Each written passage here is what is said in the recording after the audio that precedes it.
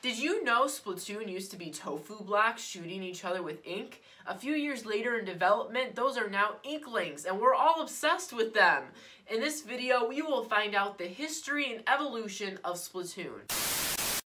You're watching Miko Me TV, the best place for Nintendo entertainment. Months after the Nintendo Wii U was launched, Animal Crossing co-director Hisashi Nogami wanted to make a brand new game for the Wii U.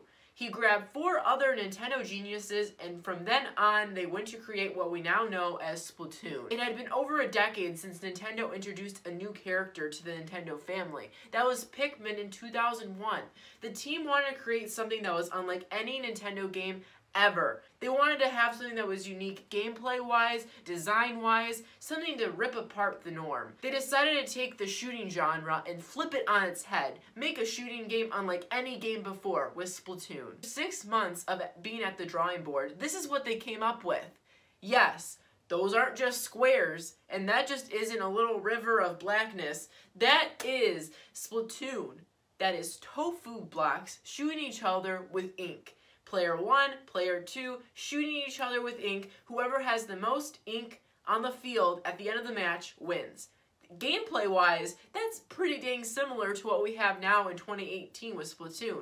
But back then, they had no inklings, they had no squids, they had no colors, they just had little squares shooting ink. But from the very start, they had the concept of being a shooter that shoots ink, and whichever team has the most ink would win. The idea was pitched to Nintendo as a 4v4 battle shooting online multiplayer game, and Nintendo greenlit the development of Splatoon at this point.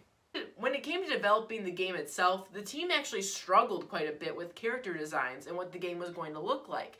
Tofu blocks, for example, is not the most appealing character design. Back when the inklings were blocks of tofu, they just hit the ink with no transformation. They would just choop.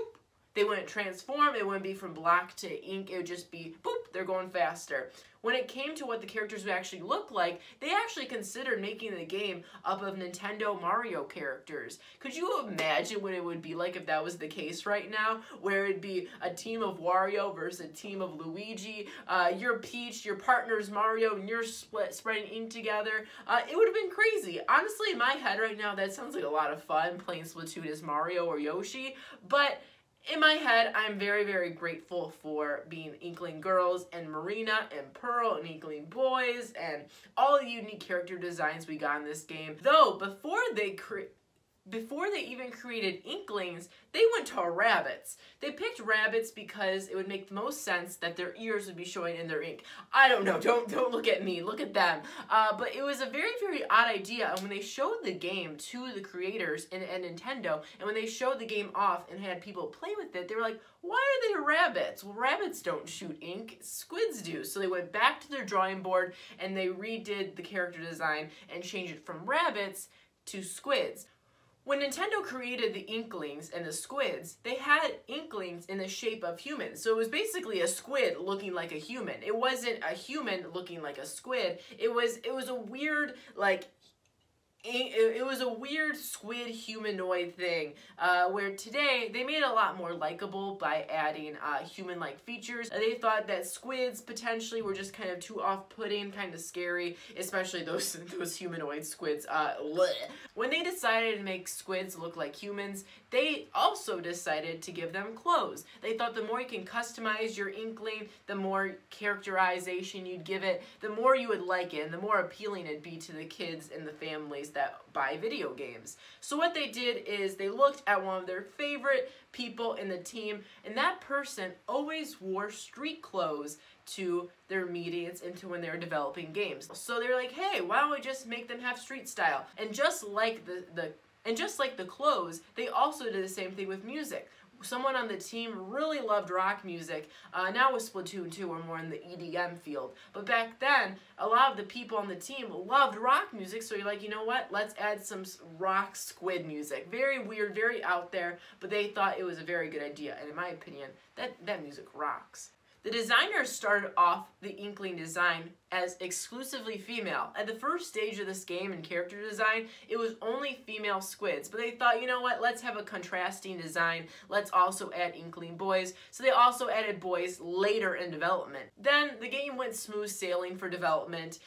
They had a good time making, characters and maps and more game modes like Rainmaker and of course Turf War and Tower Control and Splat Zones. They made all of the game modes, more designs, and it went smooth sailing all the way to the E3 announcement in 2014, which was a huge deal because whenever a new announcement of a new series happens, not many people are always on board. People a lot of times they're like, ew, that's not, no, I don't like that, no. But they want the same old Mario, Metroid, Zelda. Whenever a new IP is introduced to the world, usually it's not extremely positive. But with Splatoon, results were very positive. There are already tons of fans hyping up the reveal of the game, people hyping up the release of the game, and eventually the game came out in May 29th in the United States of America and worldwide. It came out May 29th, 2015.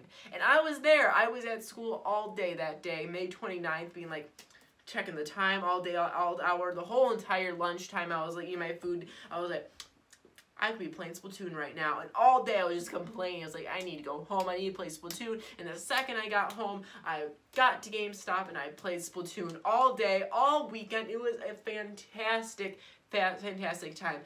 Nothing will really match the amazement and fun I had when I first played Splatoon. At first I was so confused. I was like, and I was like, what the heck is ink? And like, why do I swim in? And why do I go faster? And the reviews were pretty nice at this time too. I remember being there I remember being at lunch and I was watching IGN reviews, and maybe it wasn't like 10 out of 10, but it was pretty well received by fans, critics alike. People were having fun with this game first and foremost. The Nintendo fans were hyped and would give Splatoon one of the biggest pushes for new IP ever in Nintendo history. It was the first new IP since Pikmin in 2001, a 14-year difference, and it was received very, very warmly. Some critics were a little confused about Splatoon and thought it was very left field, so they gave it a little bit of lower scores, but overall the fun, creativity, and the enjoyment you had while playing Splatoon really bumped up the scores and left many critics and fans alike obsessed with Splatoon. It got a 9 out of 10 on Eurogamer and Edge magazine, and it got a 10 out of 10 on Time magazine. Overall, it got an 81 on Metacritic, which is pretty solid for a shooter game. Typically, shooters get around high 70s, low 80s, so pretty good for a shooter, especially a new shooter that's as strange as Splatoon was when it first came out. The main game mode was the same as it was during the prototype, Spread Ink, but they also introduced Splat Zones, Tower Control, and Rainmaker. What many people forget is that Splatoon is not the same game it was in 2015, May 29th, as it was at the end of 2016. When a new game comes out, new DLC eventually rolls in, and you have to pay $10, $15. Splatoon gave constant updates, just like it does now in Splatoon 2. But this was revolutionary at the time. No one could have ever predicted the amount of updates Splatoon would have gotten. It was insane. Every week you would come back getting a new weapon, a new map, a new character customization, a shirt or pant. There was new things being introduced every single week, and this was such a new thing. Not only a new thing for the world, but a new thing for Nintendo. They never really had a big online game like this before on their own, and especially a shooter. So they spent lots of time adding constant updates. The game only started off with a few maps, and ended up with handfuls of maps. There were so many maps by the time the game was done. So many weapons, character customizations, so many things. They introduced the first ever Splatfest in June of 2015, which was a huge fun event. Not many games have anything like this, especially in the caliber Nintendo had it, where every single Splatoon user would come on at the same time and do Splatfest together. They would shoot ink together, they would battle each other for super sea snails, they would have so much fun. They'd choose a team. One of the best ones was Pokemon Red versus Pokemon Blue, and it would happen about once a month. Splatfest were revolutionary. Not many games had in-game events like this where people would just come together, and especially in a Nintendo game. Never would happen before. So this game really changed the game for Nintendo. as an online game producer, as well as many people kept coming back to play, which really helped the popularity of this franchise. People do really underestimate the power of Splatoon fans. This is one of the biggest Nintendo fan bases of all time, and the game only came out 3 years ago, less than 3 years ago, and it is huge. The fans are massive, and the reason fans are so massive is because of constant content. People keep on coming back for events, for weapons, for maps. It's constantly in their mind, and it's very smart marketing. A really good example of how well Splatoon won over people through time and more content is IGN. Originally, IGN gave Splatoon a 7.9. After all the updates, it ended up with an 8.6. If this DLC wasn't free, this wouldn't have happened. But because all this was DLC that was free, that would come out all the time, it really won over fans and critics alike, and it really made Splatoon a game you kept wanting to come back to. This game was massive in Japan once it was released.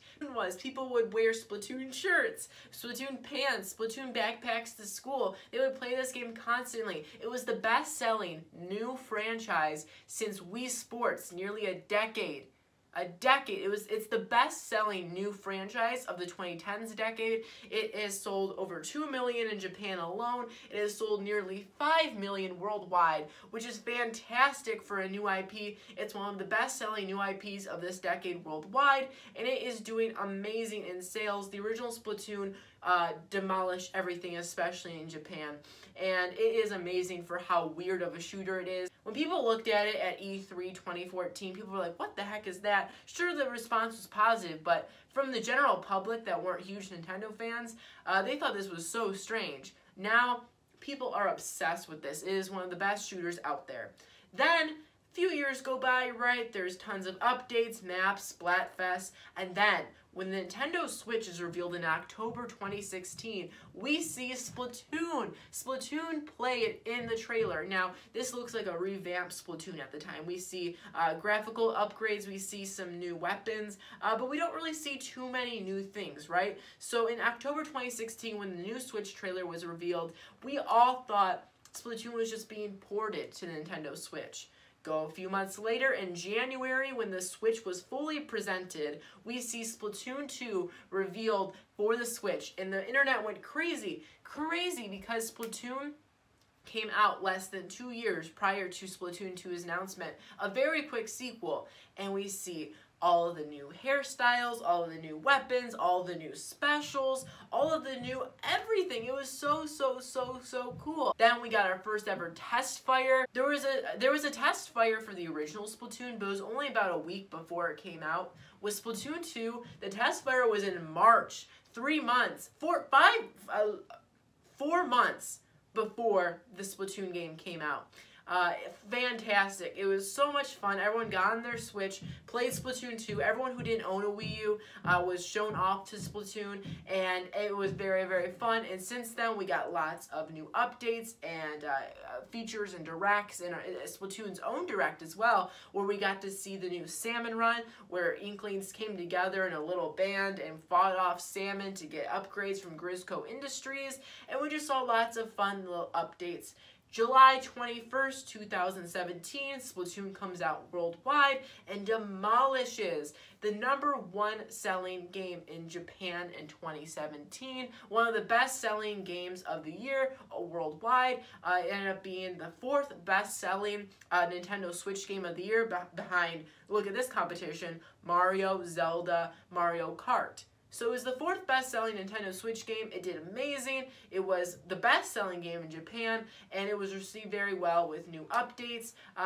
Definitely a big improvement from the original Splatoon graphically and content-wise. And we keep on enjoying new Splatfest and new updates. It's January 2018, 3 years after the original Splatoon was released, and it has been 6 months about since Splatoon 2 was released. And we are still getting tons of updates. The fan base is bigger than ever. Pearl Marina blew up the world. We got these pop stars, so many pop stars in Splatoon, and everyone is loving Splatoon. People who did not own a Wii U are now loving Splatoon. People are still fighting over who's better, Pearl, Marina, Marie, Callie, and there's kids like me who are rocking Splatoon 2 shirts at school. So it is a lot of fun. People love Splatoon. Splatoon is one of the biggest series ever. I have to thank Splatoon for giving me a YouTube career. With Splatoon 2's reveal and release, it gave me millions of views and just gave me a little bit of a toot on my back or whatever. It's the most played Nintendo Switch game in my library, and I was there midnight on Splatoon 2's release, and I have been obsessed with it ever since as well. Splatoon is massive, and we're guaranteed to see more Splatoon in the future. It is selling better than Kirby and Metroid and Pikmin, and it is selling fantastically. Splatoon has definitely kicked its feet through the door, opened the door, smashed the door, and it took the best seat in the house. It is selling better than Kirby, Yoshi, Metroid, Pikmin. It is selling fantastically. It is already one of the biggest Nintendo franchises of all time. I'd put it in the top 5 biggest as of right now. It is one of the biggest Nintendo franchises. In Japan, it's the 3rd biggest video game right now. Like, behind Animal Crossing and Pokemon, it is the 3rd biggest there. It is doing amazingly everywhere. So if you're a Splatoon fan, the history does not stop here. It will continue to evolve, and we will be seeing Splatoon for a long, long, long, long time. With the amount of success it has, with its fans and critics, it is fantastic, and we will continue to see Splatoon. And if you like Splatoon, make sure to hit the subscribe button, because I make Splatoon content all the time. I love Splatoon. I stream Splatoon. I live and breathe Splatoon. I live and breathe ink. I don't know. Anyways, subscribe for more Nintendo content. I will be doing these Nintendo history videos about every Sunday, so check my channel out for more of that. But till next time, keep splatting. Comment down below, are you Team Pearl Marina or Team Callie and Marie? That's the biggest question here, okay? Yes, subscribe for more Nintendo history, and I'll see you later. Keep on splatting. Thank you for watching this episode of Nico Me TV, the best place for Nintendo entertainment on YouTube. If you like this video, make sure to smash that subscribe button for new videos that come out every Tuesday and Thursday at 4 p.m. And don't stop watching now. Here are 2 more videos of Nico Me TV. It's a thing I like to call binge watching, and I promise it's healthy. Till next time, goodbye! What's wrong with you?